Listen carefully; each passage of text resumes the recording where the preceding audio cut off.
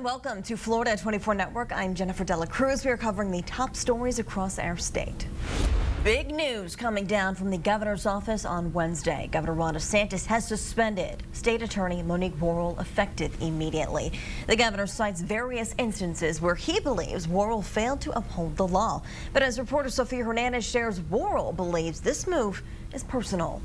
Wednesday morning, the news broke out. Accordingly, I am today announcing the suspension of State Attorney Monique Worrell from the 9th Judicial Circuit effective immediately. Governor Ron DeSantis, flanked by other state and local leaders, making it clear Worrell out of office is a non-negotiable. Prosecutors do have a certain amount of discretion about which cases to bring and which not. But what this state attorney has done is abuse that discretion and has effectively nullified certain laws in the state of Florida. That breaches her duties that she owes to the people of Florida under our state constitution and provides the basis for the suspension. In a 40-page executive order, the governor pointed out 6 major areas of concern, including the office avoiding minimum mandatory sentences for gun crimes and drug trafficking offenses, and allowing juvenile offenders to avoid serious charges and incarceration altogether. Shortly after the announcement, Worrell defended herself. We are making sure that when cases are brought, that they are brought within the context of the law. So I'm not going to feed into those political narratives because we know that the governor has been searching for a reason. Worrell has been under the spotlight various times throughout the last year, most recently last week when 2 Orlando police officers were shot. The suspect was killed Saturday after SWAT teams spent hours in a barricade around an Orlando hotel. The 28-year-old man, a lengthy criminal history, arrested multiple times, but was out on bail in June. The blame was placed on Worrell. She addressed concerns Monday and again on Wednesday, saying she believes her unconventional and different approach to justice is being used as a smokescreen for DeSantis' presidential campaign. We all know that this is not about policy or anything that I've actually done.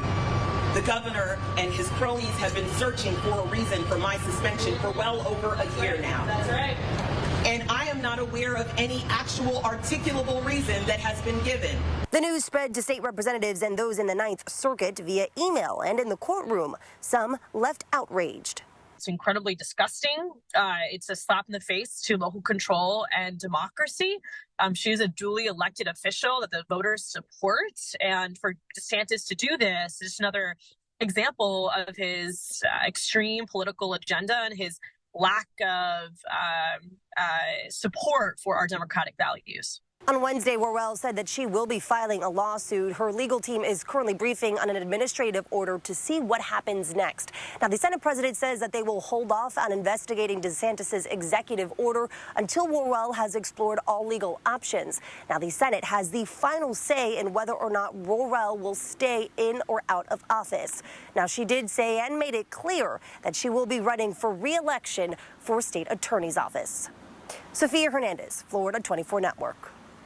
As Sophia just mentioned, the governor's office is looking at several examples within Worrell's tenure. Another case from this year looked at the handling of the Pine Hill shooting.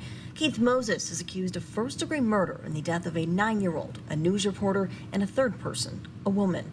Moses has pleaded not guilty to all charges. But last week, a judge granted a request for a psychological evaluation to determine if any mental illness could affect his ability to understand the crimes he faces.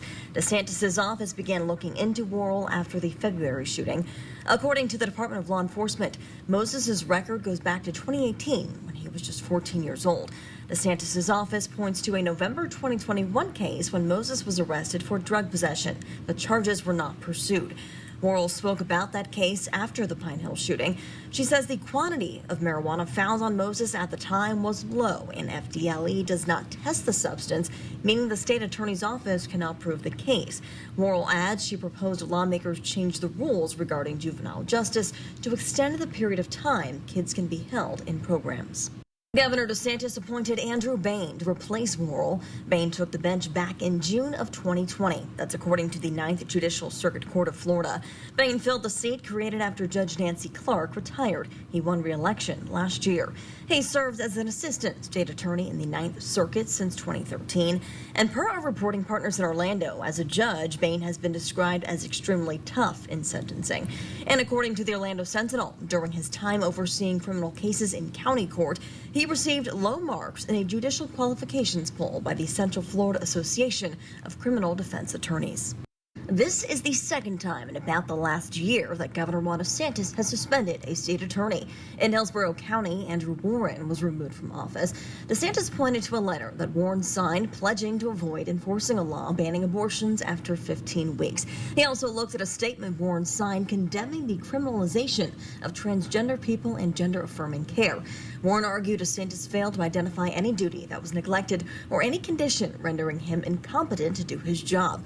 Upon hearing the news about Worrell on Wednesday, Warren stated prosecutors exercise their discretion constantly with every decision they make.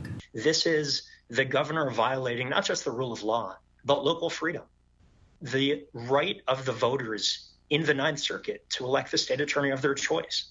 And what the voters want in Orlando and Kissimmee is up to them in terms of having a state attorney that is protecting their community and exercising discretion in a way that they agree with. And if the state attorney there ends up exercising discretion in a way that they don't agree with, then we have a perfect mechanism for removing her. And that's at the ballot box. Warren filed a lawsuit against DeSantis, which was rejected by the Florida Supreme Court. The justices said he waited too long to bring the case to them. A separate federal case showed the suspension violated the Florida and U.S. constitutions. However, that judge felt he didn't have the authority to reinstate Warren. Warren is waiting for a ruling on a separate appeal in the U.S. Circuit. We asked a political communications expert how these two suspensions between Warren and Worrell stack up. USF's Joshua Scacco says the governor was likely motivated to make headlines as he trails Trump in the race for the White House. Part of what the governor is doing here, and I think it echoes and harkens back to what happened in the Warren case as well, is a drive for visibility. What the governor is hoping to do is highlight the ways in which he is governed in Florida. And because he is an elected official, that is one thing that his campaign might see as different from Donald Trump right now. Donald Trump is not an elected official right now. Ron DeSantis is. Scacco adds DeSantis is setting a precedent that governors can remove other elected officials if they disagree on politics. And all of this comes as Republican primary hopefuls try to gain traction ahead of the first debate later this month.